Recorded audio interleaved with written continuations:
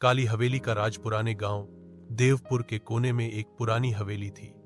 लोग उसे काली हवेली कहते थे कि रात के समय वहां से कुछ अजीब आवाजें आती हैं।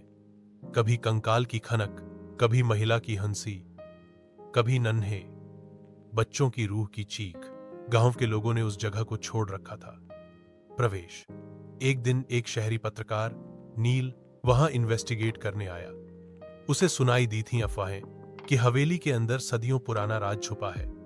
उसके दिमाग में दो चीजें थीं, या तो यह बस अफवाह है या फिर सच में कोई रहस्य। शाम के समय नील अपनी टॉर्च और कैमरा लेकर हवेली के गेट से अंदर घुसा।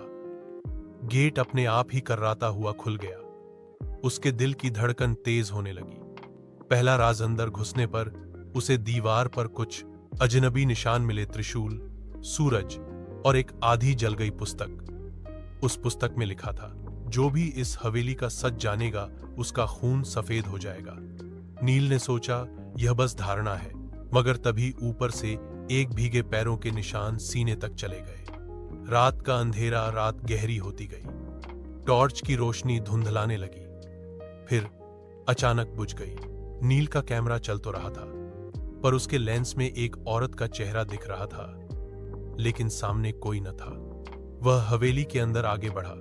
एक कमरे में एक बड़ी कुर्सी पर एक कंकाल बैठा था, लेकिन कंकाल के साथ एक चमकदार हार था, जैसे कि उसमें कुछ शक्ति छिपी हो। छिपा सच नील ने हार उठाया ही था कि हवेली की दीवारों से आवाज आई,